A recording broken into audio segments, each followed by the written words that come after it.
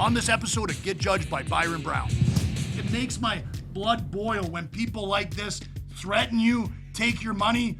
Sent me a screenshot of my address that I sent him to receive the wigs and told me that he'll come to my house if I didn't leave him alone. I'm just so confused by this. I'll call him the wig pig. No, I received no compensation and no pay time off. Wow. Disgusting.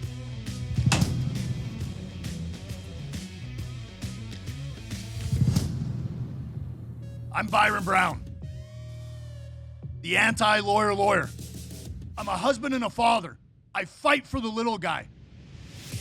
And I'm a no-nonsense lawyer with a reputation for never losing in court. I'll judge your situation, and I'll tell you straight out if you got a case. It may not be the answer you want, but it will be the judgment you need. Time to get judged by me, Big B.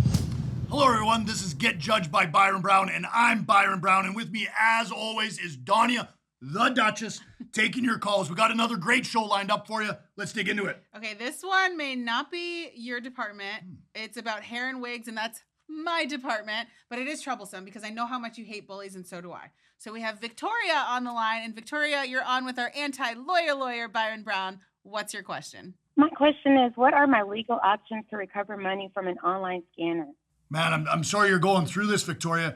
What were you online scammed about? In 2022, I received the news that my sister had stage 4 cervical cancer.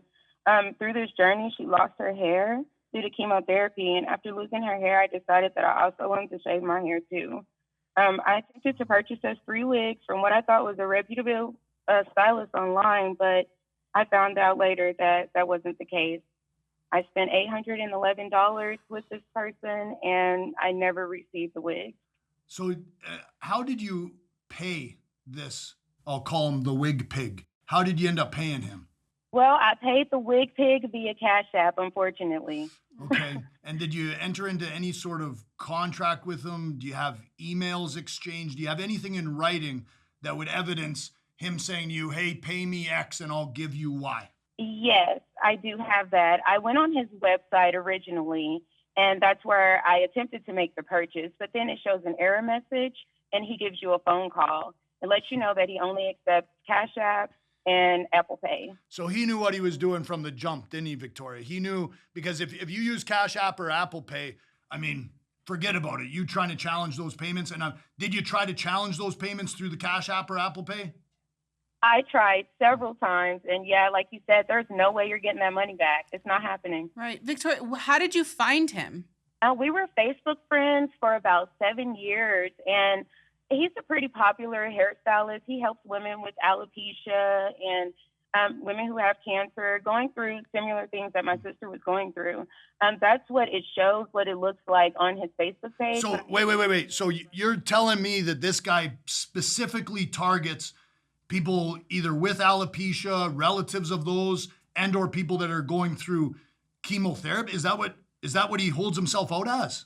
Yes, it is. Did you know anyone that bought from him previously? I didn't know, and he's so slick that once you buy from him, he blocks you to where you can't comment on his Facebook. Garbage. So all the people that he has scammed, they can't comment and say, hey, where's my product? Or, hey, you scammed me, or even bring awareness to what he's doing. At any point in time when you're dealing with this issue, I'm assuming you went on the internet and you searched his name. Did you find any negative reviews or anything online about him either before or after you paid him the $811? Unfortunately, it was after I paid him the $811. My spidey senses started tingling, and it didn't feel right. After 2 weeks, he told me it would take. I didn't hear anything back from him, so I reached out, and he's like, be patient. So I waited a couple of days, but I didn't like the response. And so, I started looking him up, and I seen all of these scam alerts and scam posts. And when you said to him that you wanted the wig and you asked him where it was, what did he say to you? The first time he told me to be patient. The second time he sent me a screenshot of my address that I sent him to receive the wigs and told me that he'll come to my house if I didn't leave him alone. Are you wait. serious? So do you know anything about him? Like, does anybody know him? Because I'm just so confused by this. Not personally. I can't say that I know him personally. I just seen his work. He's pretty popular. So he's worked with a lot of people. I've seen like photos and pictures with him. So this is the thing. I mean, I feel really horrible for you, and I'm sorry that you're going through this. You did something that I'm assuming a lot of loved ones want to do, which is step in a moment where your sister or other loved one is going through this treatment. I applaud you for that. This guy, this punk, this bully, he defrauded you out of money. You definitely have a cause of action to go after him to recover your $811. But this is the thing. Over $811, it's a lot of money, but it's also going to take you a lot of effort to get that back. And I bet he knows that. And then he's instituted these things, right, of blocking you from his website and hiding all the negative reviews, which again is obviously intentional on his part. This is a perfect case to take to small claims court. It's below the jurisdictional limit of most small claims courts, and you could pursue it that way. It wouldn't cost you very much money, and it's an efficient way to do it. This is the thing, though, you being in different states, even if you were in the same state, you get a judgment or order against him for him to pay, you still have to collect it. And then you'd have to probably hire a lawyer to move in on collection efforts. You could come together with all these other individuals who have been scammed and get a class action and move against it. Might make more sense, but again, this guy, all he has to do is declare bankruptcy, and any judgment you get against him would be vanished. It would be worthless. This is disgusting. This makes me so mad for you. Like, is there any world where, let's say she decides to hire an investigator to like find this guy, read into it more, and then what? Well, this is the thing I always say is the juice worth the squeeze, right? You're going after $811.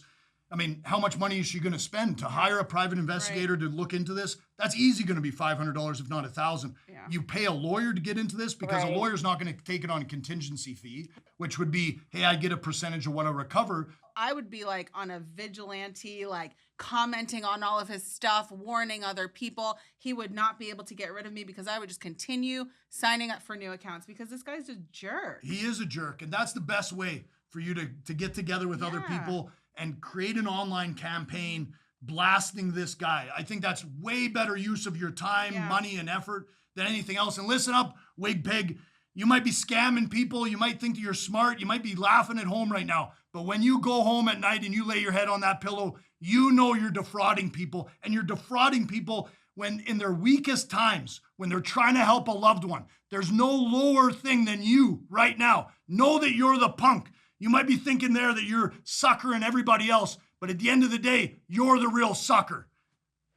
I hate bullies, Danya. And this guy, and I'm sorry you went through that, Victoria. Yeah. It makes my blood boil when people like this threaten you, take your money. I would definitely report him to the police. Report him to the police, whatever state he's in. Report them to the police, and the police will go investigate it. That, in my opinion, is going to be a way better use of your time. And it's going to hold him accountable. Thanks a lot for the call, Victoria. We appreciate it. And here's my closing statement. You have a case. And she's got to pursue that case. Yeah.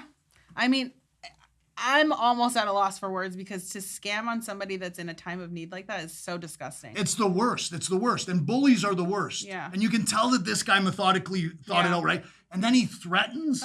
Like, that's the worst. Threatening anybody's the worst. But I always take more offense to a man threatening a woman. That's the biggest punk behavior in my mind. And this is a sort of guy that you really would hope someone would take some vigilante justice. Social media is such a great way to get out some bad press about someone, and they have to deal with that, and they can't come against her. And I think, some people might watch this and be like, it's just hair, but like hair is a big deal. 100%. And I know, Byron, you probably don't get that, but hair is a big part of who we are. It's part of our personalities. Like, you've seen me, I throw on different color wigs. I do a blonde wig, I do a red wig. It's part of my personalities, and it gives you a boost of confidence. So for her to shave her head for her sister who's going through chemo, like, this guy he's a jerk. He's the worst of the worst. Disgusting. Yeah.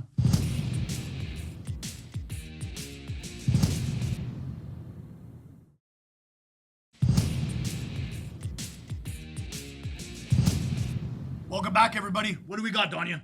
I think a lot of working people will have questions about this situation we're about to talk about. So, Sierra, you're on with attorney Byron Browne. What's your question? Hi, my question is, do I have a personal injury claim against my former employer for a work-related injury that left me temporarily paralyzed for 1 month?